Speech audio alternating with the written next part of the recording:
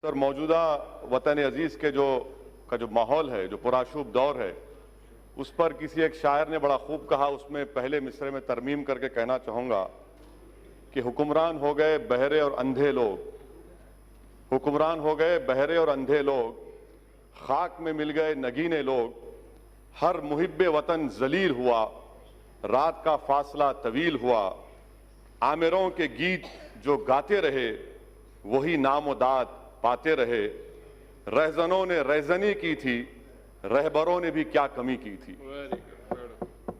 जनाब चेयरमैन साहब, सदर जमहूरिया के खुतबे में खारिजा पॉलिसी के बारे में कहा गया कि नेबरहुड फर्स्ट। इसकी नाकामी का अंदाजा इस बात से लगाया जा सकता है सर कि नेपाल एक मुल्क है जो हमारे बहुत करीबी ताल्लुकात हमारे भारत से रहे हैं। आज नेपाल नरेंद्र मोदी की सरकार को कह रहा है कि मिस्टर मोदी, अगर आप चाहें तो हम आपको और पाकिस्तान को बिठाकर बात करा देते हैं इंटरलॉक्यूटर बनकर। अब आप बताइए सर, कितनी कामयाबी है इन लोगों की। दूसरी इनकी कामयाबी देख लीजिए सर, या इनकी नाकामी, और भारत की नहीं बल्कि इनकी सरकार की नाकामी, कि अमेरिका के कांग्रेस में और सेनेटर्स ने हमारे मुल्क के ऊपर कई हियरिंग्स किए, कई रिमार्क्स किए, कई मोशंस पास किए। इतना वजीर आजम ट्रंप से बगलगीर हुए, ऐसा लग रहा था पिछले बार कि शायद बकरीद और रमजान के ईद के गले मिल रहे हैं। उसके बावजूद भी अमेरिका के कांग्रेस और सेनेटर्स भारत की पॉलिसी के ऊपर तनकीद पर तनकीद कर रहे हैं। इससे आपकी कामयाबी अंदाजा होता है। तीसरी बात सर, यूरोपियन पार्लियामेंट में भारत के खिलाफ रेजोल्यूशन मूव हो गया। ये आपकी कामयाबी या नाकामी आप खुद अंदाजा लगा लीजिए।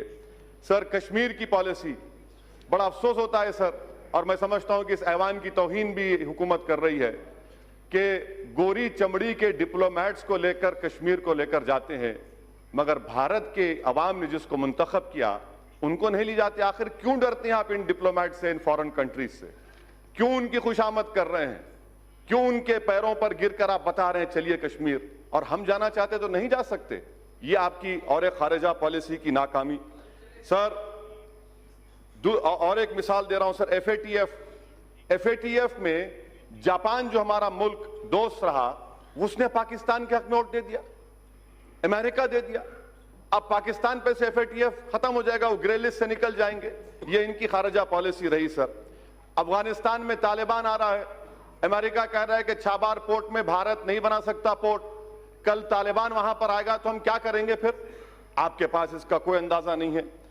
अच्छा सर, अब आप आ जाइए, हज सब्सिडी को निकाला गया था, 700 करोड़ की सब्सिडी निकाले। मैंने खुद कहा था, कहां गए वो पैसे?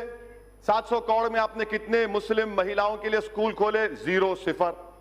और आज आप कहती हैं कि स्कॉलरशिप। सर, हर साल मैम डिमांड कर रहे हैं कि माइनॉरिटीज के लिए, अक़लियतों के लिए डिमांड ड्रिवन स्कॉलरशिप करिए, आप नहीं करते।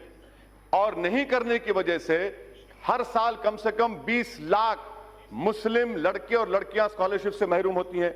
अच्छा सर, आप देख लीजिए, जो पैसे दिए गए थे 2018 और 19 में, उसमें से आपने 170 करोड़ रुपए खत्म दिए ही नहीं। 19-20 में आपने नवंबर तक सिर्फ 27% पैसे रिलीज किए, और फिर आप बड़ी बड़ी बातें करते। हुनर हट का जिक्र सदर जमहूरिया ने किया, इसमें भी झूठ सर। झूठ का अंदाजा लगाइए कि खुद गवर्नमेंट का मैंने आरटीआई एप्लीकेशन डाला जिसमें कहा गया कि 2018-19 में खाली 12,000 के करीब आर्टिजन्स को, 1,227 आर्टिजन्स को हुनर हट में ट्रेनिंग दी गई। आप कहते हैं हजारों। ये आरटीआई का एप्लीकेशन है सर। तीसरी जो अहम बात मैं आपके सामने जिक्र करना चाह रहा था कि theory of separation of powers, ये हमारे हर जमहूरियत के लिए बुनियाद होती है, मगर 5.5 साल में तो थ्योरी ऑफ सेपरेशन पावर्स की धज्जियां नहीं बल्कि उसको निस्तो नाबूद कर दिया गया। कोई चीज आजाद नहीं है आज। थ्योरी ऑफ सेपरेशन पावर्स खत्म होकर सेंट्रलाइजेशन ऑफ पावर्स बन चुका है। यहां पर एक ही शख्स के हाथ में पूरा पावर आ चुका है। जो सेपरेशन ऑफ पावर्स में अदलिया थी, लेजिस्लेचर, एग्जीक्यूटिव, अब लगता है कि एक ही फर्द में ये तमाम चीजें समा जा चुकी हैं, जो हमारी जमहूरियत के लिए बहुत बड़ा खतरा साबित हो रहा है सर। चौथी बात सर, जिसका जिक्र मैं आपके सामने करना चाह रहा हूं कि सरकार बार बार कहती है कि और सिटीजन अमेंडमेंट एक्ट, सर इस पार्लियामेंट की तारीख में यह पहला कानून बनाया गया जिसमें मजहब का नाम लेकर हिंदू, मुसलमान, बौद्ध, ईसाई, पारसी, कभी 70 साल में इस तरह का कोई कानून नहीं बना इस पार्लियामेंट में। वो भी बदनुमा दाग का एजाज आपको हासिल है कि आपने मजहब के नाम पर कानून बनाया। सर एनपीआर एनआरसी के बारे में आज एक सवाल के जवाब में हुकूमत ने कहा कि till now there is no decision NRC has taken. Sir ये टिल नाउ का मतलब क्या है? सर ये टिल नाउ का मतलब क्या है? आज और कल होगा ना, कल होगा, परसों होगा नहीं, उसमें लिखा है अभी तक। अभी तक, कभी तक कभी नहीं लिखा हुआ है ना सर, अभी तक, टिल नाउ। सर अब आप देखिए सर, मैं आपके जरिए से गवर्नमेंट को कह रहा हूं, जी यस सर, मैं थम्स अप हूं, आप शेक्सपियर पढ़े हैं मुझे मालूम, और मैं आपको कह रहा हूं कि अभी सर मैं अभी हलवा और पूहा खा के आऊं इसलिए अच्छा बोल रहा हूं। हाँ तो सर ये एनपीआर और एनआरसी का मैं जिम्मेदारी के साथ अर्ज कर रहा हूं। प्रधानमंत्री जब जवाब देंगे, बल्कि मैं प्रधानमंत्री को जरा हिम्मत करके कह रहा हूं, आपको चैलेंज कर रहा हूं प्रधानमंत्री को, आप ये बता दीजिए कि एनपीआर एनआरसी क्या एक सिक्के के दो रुख नहीं है? क्या एनपीआर और एनआरसी सिटीजनशिप अमेंडमेंट एक्ट के रूल्स में नहीं है 14A के तहत? अगर एनपीआर होगा तो एनआरसी होगा, इसीलिए आपने 3,900 करोड़ रुपए एनपीआर को दिए। और एनपीआर, सर सुन लीजिए, एनपीआर के सर इन तमाम से पूछिए कि 2003 के रूल्स में कितने मर्तबा नेशनल पॉपुलेशन रजिस्टर लिखा गया है, कितने मर्तबा national register of Indian citizen लिखा गया है, इनको पता ही नहीं है। सर मैं आपके सामने कह रहा हूं कि एनपीआर होगा तो एनआरसी होगा, क्योंकि सेंसस अलग है, सेंसस अलग है, एनपीआर अलग है। आप एनपीआर जब करेंगे और उसमें 8 सवालात क्यों डाल रहे हैं आप, नए सवालात? क्या एनआरसी नहीं करेंगे? अच्छा ये और एक चांस, ये जवाब दे प्रधानमंत्री। दूसरी बात सुनिए, दूसरी बात, आप बोलना चाह रहे तो मैं बैठ जाऊं, आप बोलिए ना सर। सिटीजनशिप अमेंडमेंट, प्रधानमंत्री कहते हैं ये नागरिकता देता लेता नहीं है, ये देता भी और लेता भी है। उसकी मिसाल क्या है? आसाम। क्या आसाम में 5 लाख मुसलमान के नाम नहीं आए, वो बंगाली जबान बोलते? आसाम में 5 लाख बंगाली जबान बोले हिंदू हैं, आप बंगाली हिंदू को सिटीजनशिप देना चाहते हैं, आसाम के 5 लाख मुसलमानों को नहीं देना चाहते? क्या आसाम के असेंबली में आपने नहीं कहा, आपकी सरकार ने? सिटीजन अमेंडमेंट एक्ट ये है, एनपीआर होगा नहीं, घुसपैठी नहीं, घुसपैठियों का बाप हूं। सर सुनिए, एनपीआर होगा तो एनआरसी होगा। आसाम में जो घुसपैठी हैं, मुसलमान घुसपैठी हैं, बंगाली हिंदू नहीं है।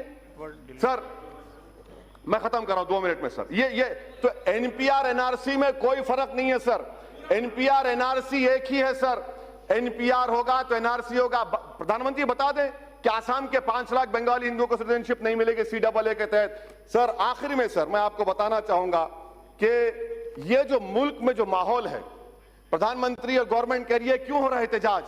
प्रधानमंत्री ने खुद कहा था कि मैं मुस्लिम महिलाओं का भाई हूं। आज मुस्लिम महिला उनके खिलाफ खड़ी है तो भाई को नाराजगी क्यों हो रही है, एहतजाज क्यों हो रहा है? सर ये जो लड़ाई है ना सर, ये हमारे वजूद और बका की लड़ाई है। अगर हम इसमें नाकाम हो जाते हैं तो हम खत्म हो जाएंगे। इसीलिए हम कह रहे हैं कि आप कैटेगोरिकली खड़े रहिए और खड़े रहकर कहिए, मौजूदा वतन में जो माहौल है सर, ऐसा माहौल है कि 1933 का जर्मनी का माहौल है, 1938 का जर्मनी का माहौल है, 1948 का 38 का मुसोलिनी का माहौल है।